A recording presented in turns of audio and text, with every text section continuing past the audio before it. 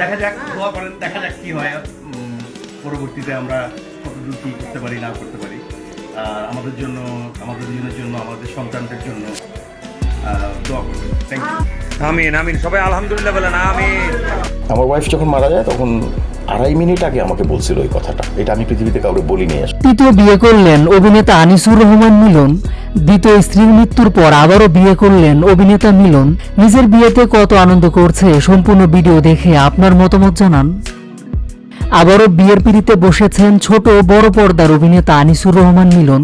গত 8 ফেব্রুয়ারি চট্টগ্রামে একটি হোটেলে দুই পরিবারের উপস্থিতিতে বিয়ের আনুষ্ঠানিকতা সম্পূর্ণ হয়েছে। মিলনের নববধূর নাম তানিয়া শারমিন শিপা। তিনি চট্টগ্রাম প্রাইভেট বিশ্ববিদ্যালয়ের অধ্যাপিকা। মিলনের বিয়ের বিষয়টি নিশ্চিত করেছেন নির্মাতা চয়নিকা চৌধুরী। তিনি বলেন, গত 8 ফেব্রুয়ারি চট্টগ্রামে মিলন ও শিপার বিয়ে হয়েছে। আজ মিলনের দাওয়াতে তার বউকে দেখতে এসেছি। দুজনকে খুব ভালো মানিয়েছে। দোয়া করি ওরা যেন সুখী হয়। বলা বাহুল্য, আনিসুর রহমান মিলনের 2টি পুত্র সন্তান আছে, আর সন্তানদের সঙ্গে নিয়ে তৃতীয় বিয়ে করলেন এই অভিনেতা। সোশ্যাল মিডিয়ায় শুভকামনা জানিয়ে চয়নিকা চৌধুরী লিখেছেন, অনেক অনেক শুভেচ্ছা মিলন ও শিপা ভাবি, অনেক ভালো লাগলো, সুখী হও, আনন্দে ভাসো, তোমাদের জন্য ভালোবাসা।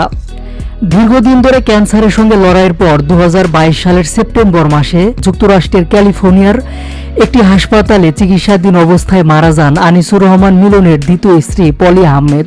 প্রসঙ্গত, মিলনের প্রথম স্ত্রীর নাম ছিল লুসি গোমেজ। 1999 সালে তাদের বিয়ে হয়। 2013 সালে তাদের দীর্ঘ দাম্পত্য জীবনের সমাপ্তি ঘটে।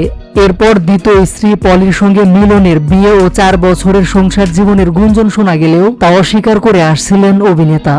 তবে 2013 সালের অক্টোবর মাসে শ্রীলঙ্কায় স্ত্রী পুত্রের সঙ্গে সামাজিক মাধ্যম ফেসবুকে ছবি প্রকাশ করেন আনিসুর রহমান মিলন। সে ছবি থেকে জানা যায় তার স্ত্রীর নাম পলি আহমেদ এবং 2টি সন্তান আছে তার।